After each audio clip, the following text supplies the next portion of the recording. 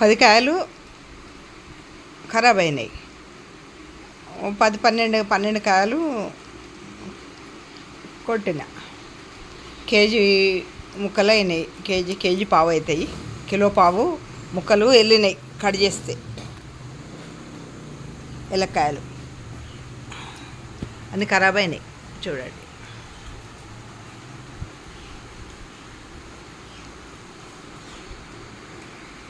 ఇవి ఇప్పుడు ఇందులోకి అన్ని ఐటమ్స్ తయారు చేసుకొని సాయంకాలం వరకు పచ్చడి కావాలి.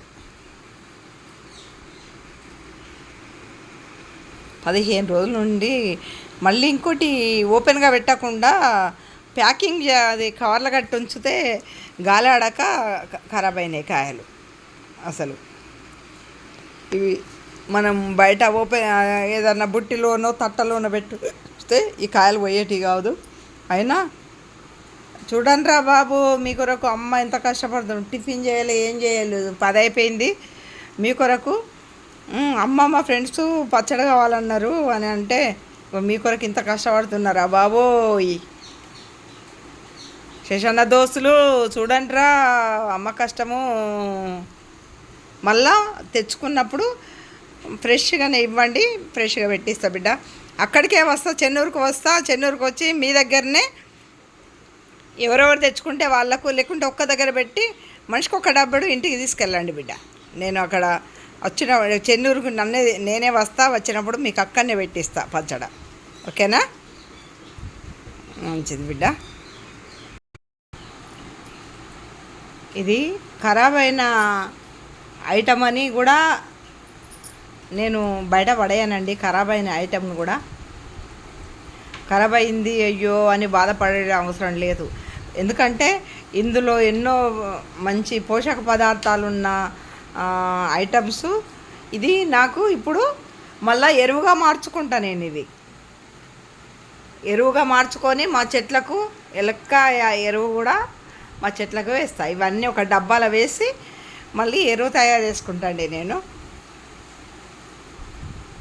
ఏది పోనిచ్చే ప్రసక్తే లేదు. హారీ గార్డెన్ అన్నీ ఇంట్లో తయారు చేసుకోవడమే. చెట్లకు కూడా మంచి ఆహారం అన్నట్టు ఇది. మంచి ఎరువు తయారు చేస్తా నేను. తయారు చేసి వేస్తా. చెట్టు మంచి బలంగా వస్తుంది. ప్రతి చెట్టు కూడా పచ్చడా సూపర్ ఉంటుంది.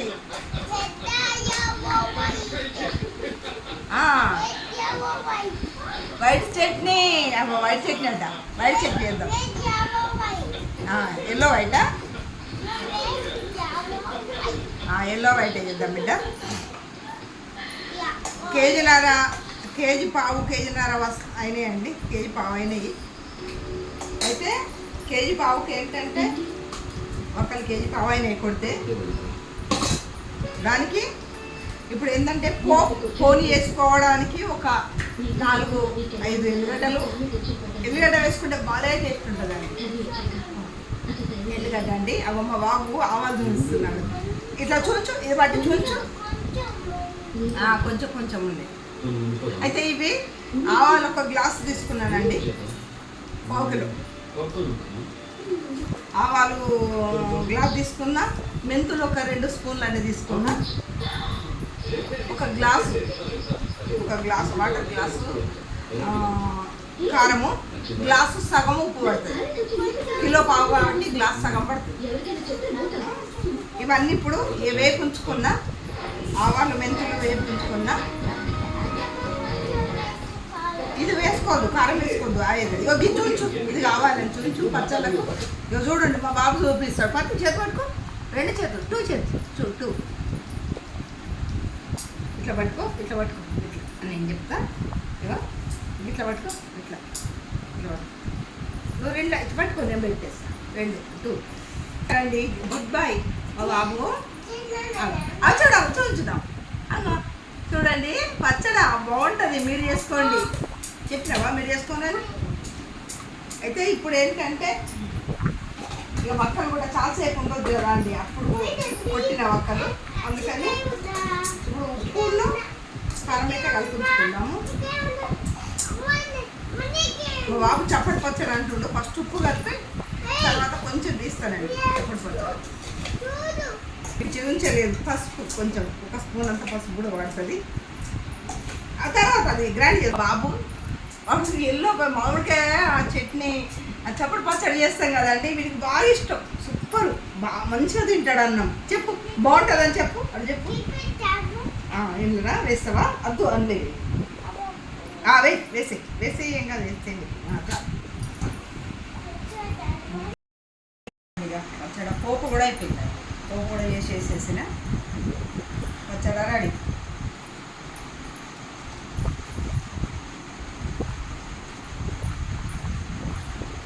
కొంచెం